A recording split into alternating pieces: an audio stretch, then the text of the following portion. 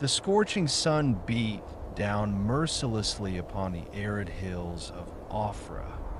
It baked the earth into a cracked mosaic that mirrored the Israelites' broken spirit. For 7 long years, the shadow of Midian had loomed over the land.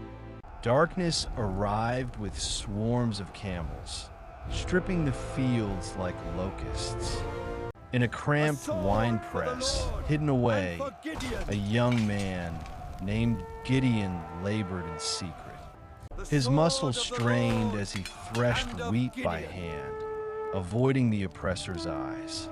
Dust motes danced in the slivers of light piercing the cave roof. Gideon worked with urgency, terrified the sound might betray him to a patrol. He wiped his brow, heart heavy with the bitterness of his people's suffering. He wondered why the God of miracles had seemingly abandoned them to starvation. As he gathered the grain, the air in the wine press grew suddenly still. A heavy presence filled the space, making the hair on his neck stand up. Gideon looked toward the ancient oak shading the entrance and saw a man. The figure radiated a quiet, undeniable power that seemed to silence the wind. The stranger's eyes locked onto Gideon, piercing through his fear and insecurity. He spoke with a voice like distant thunder. "The Lord is with you, mighty warrior." Gideon laughed bitterly and asked, "If the Lord is with us, why this misery?" He asked where the miracles were that their fathers had told them about. Gesturing to the barren horizon, he declared the Lord had surely forsaken them. The stranger looked at him with purpose and commanded, "Go in this might of yours." He said, "Save Israel, for I am the one who has sent you."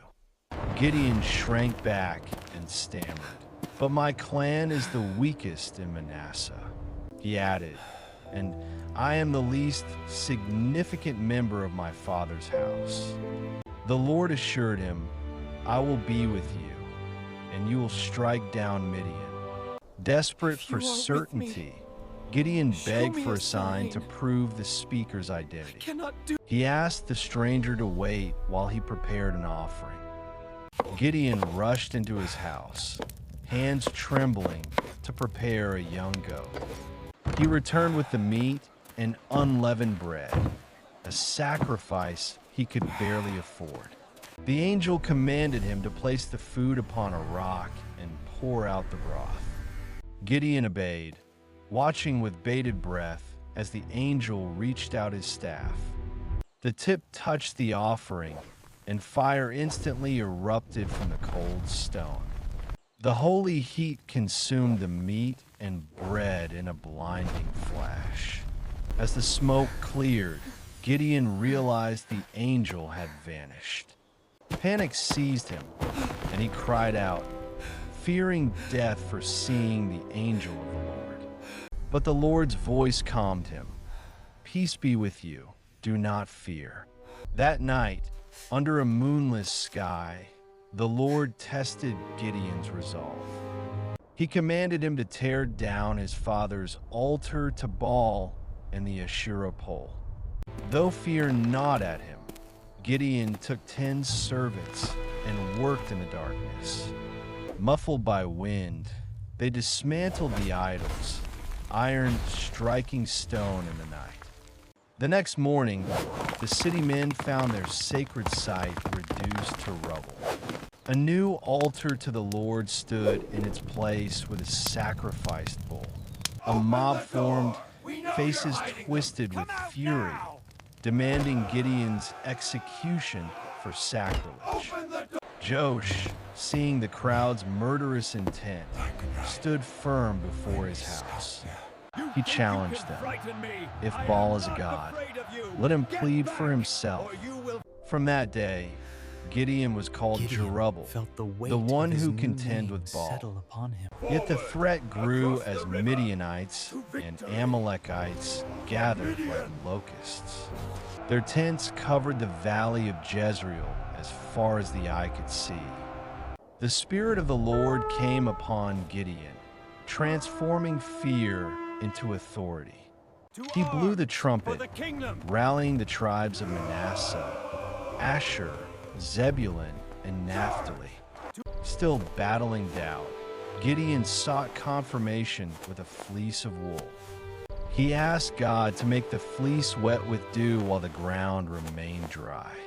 The next morning, he squeezed a bowl of water from the fleece. The earth was dry. Still frail in faith, he asked for the reverse: dry fleece, wet ground. God, in his infinite patience, granted this request the following morning. Confident now, Gideon marched 32,000 men to the well of Harod. They overlooked the vast enemy encampment spreading through the valley like a plague. But the Lord said, "The people are too many. Israel will boast they saved themselves." Gideon proclaimed that the fearful should return home.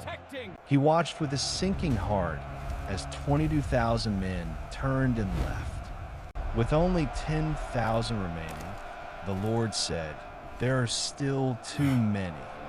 He commanded Gideon to bring them to the water to be tested. Most men knelt to drink directly from the stream, abandoning readiness. But 300 men scooped water, lapping like dogs, eyes on the horizon. The Lord declared, "By these 300 men, I will save Israel." Gideon sent the rest home, leaving a tiny force against a multitude. That night, the Lord told Gideon to spy on the enemy camp if he was afraid. Creeping through shadows, Gideon and Purah approached the vast Midianite outpost. They heard a soldier recount a dream of a barley loaf overturning a tent. His companion replied in terror, "This is nothing else but the sword of Gideon." Gideon worshipped God, fully assured, and returned to wake his men. He commanded, "Arise, for the Lord has delivered Midian into your hands." He divided the 300, giving each a trumpet and a pitcher with a torch. In the deepest night, they silently surrounded the sleeping camp. At the signal, 300 pitchers shattered, revealing blazing torches.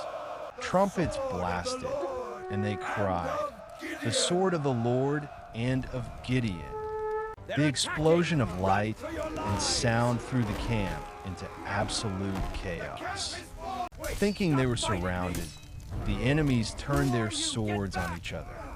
The Midianites fled in terror, and Gideon's men pursued them relentlessly. Gideon called on Ephraim to cut off the retreat at the Jordan River.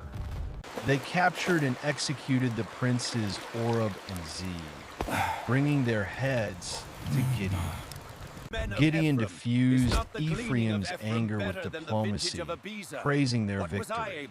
Exhausted, Gideon and his 300 crossed the Jordan, hunting the kings.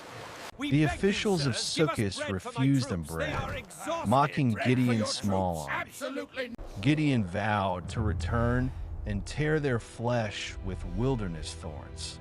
The men of Peniel also refused, and Gideon promised to break down their tower.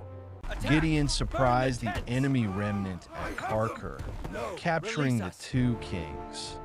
He returned to Sukkot, teaching the elders a painful lesson with thorns. He went to Peniel, tore down the tower, and killed the men who refused aid. Gideon executed the kings Zebah and Zalmunna for murdering his brothers. The Israelites pleaded with Gideon to be king, but he refused. He declared, "The Lord alone shall rule over you." However, he made a golden ephod from their plunder, which became a snare. The people worshipped it, turning back to the idolatry they had escaped. Yet, the land enjoyed peace for 40 years during the days of Gideon. Gideon died at a good old age, a testament to God's power. God had transformed a fearful thresher of wheat into a mighty warrior of valor.